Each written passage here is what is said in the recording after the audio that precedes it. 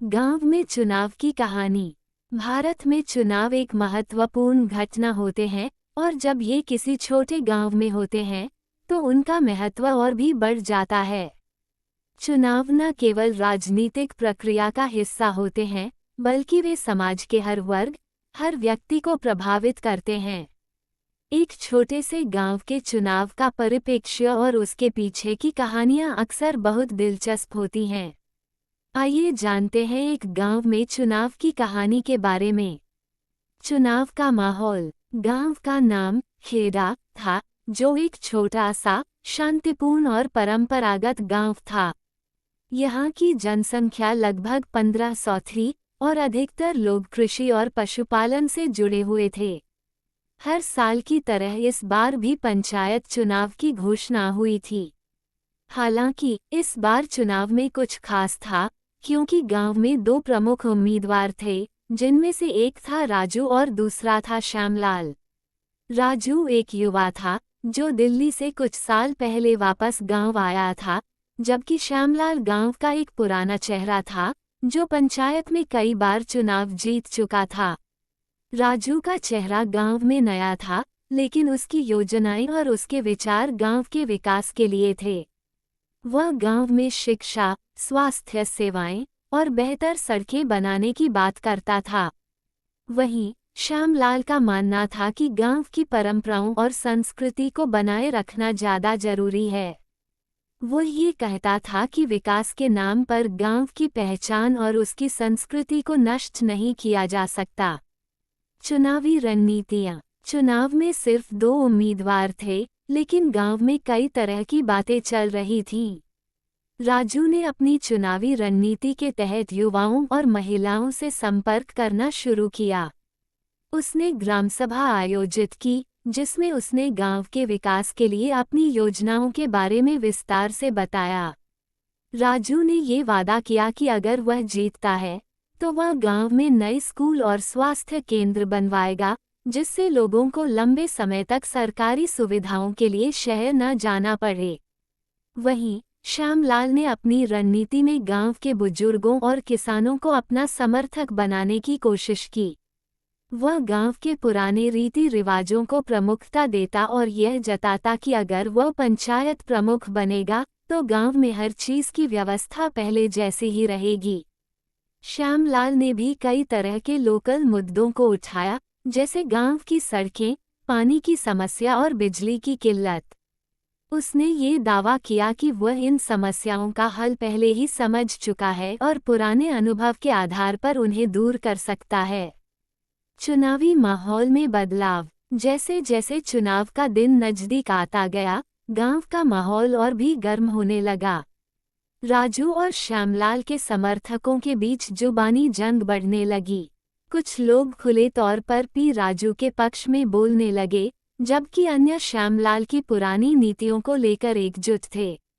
गांव में एक तरह की प्रतियोगिता का माहौल बन गया था। घर घर में चर्चा होती और प्रत्येक व्यक्ति अपने मित्रों और परिवार के बीच उम्मीदवार की पसंदीदा योजनाओं के बारे में बात करता। राजू की युवा और जोश से भरी टीम ने सोशल मीडिया का इस्तेमाल भी शुरू किया।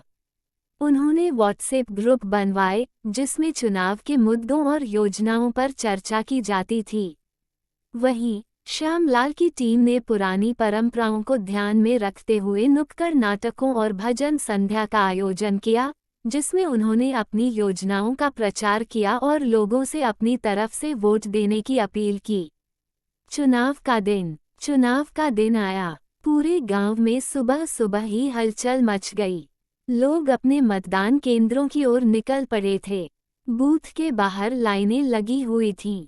राजू और श्यामलाल के समर्थक अपने अपने उम्मीदवार को जिताने के लिए पूरी ताकत से जुटे थे। गांव के बड़े बुजुर्ग वोट डालने के लिए खुद को तैयार कर रहे थे। युवा वर्ग में भी चुनाव को लेकर उत्साह था और वे यह महसूस कर रहे थे कि अब बदलाव की लहर आ सकती है। बूथ पर शांतिपूर्ण मतदान हो रहा था और हर किसी को यह एहसास था कि उनका एक वोट ही किसी के भविष्य का निर्धारण करेगा। मतदान के बाद सभी लोग गांव के चौपाल पर इकट्ठा हो गए जहां हर कोई अपनी राय और विचार व्यक्त कर रहा था कि कौन जीत सकता है और क्यों। चुनाव परिणाम। मतगणना का समय आया और पूरा गांव निश्चिंत होकर परिणाम का इंतजार कर रहा था। धीरे धीरे सभी वोटों की गिनती की गई। अंत में परिणाम घोषित हुआ। राजू ने श्यामलाल को लगभग 200 वोटों से हरा दिया। ये परिणाम गांव के लिए एक नया मोड़ था, क्योंकि राजू की जीत ने ये साबित कर दिया कि युवा वर्ग का मतदाता जागरूक और प्रभावशाली हो चुका है। राजू के समर्थक खुशी से झूम उठे और श्यामलाल के समर्थक थोड़े मायूस थे। हालांकि श्यामलाल ने हार स्वीकार की और राजू को जीत की बधाई दी। यह एक आदर्श स्थिति थी, जहां चुनाव के बाद कोई हिंसा या विवाद नहीं हुआ। लोग एक दूसरे के साथ हाथ मिलाकर चलते रहे और चुनाव के बाद भी गांव में कोई तनाव नहीं था। चुनाव के बाद का बदलाव।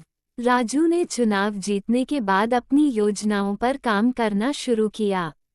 सबसे पहले उसने गांव में एक नए प्राथमिक स्कूल का निर्माण कराया और युवाओं को शहरी इलाकों की तरह शिक्षा देने का प्रयास किया।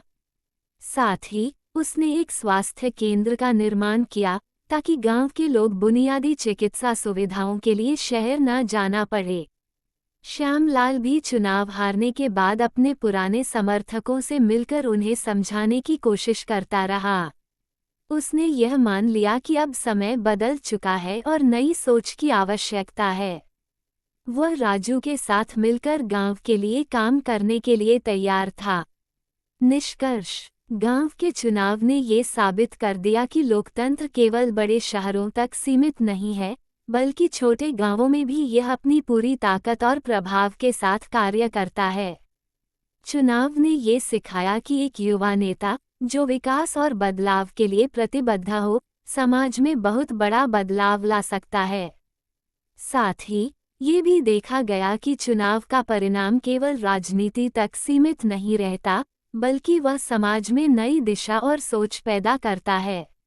कहानी अच्छी लगे तो हमारे चैनल को सब्सक्राइब करें और बेल आइकन दबाएं।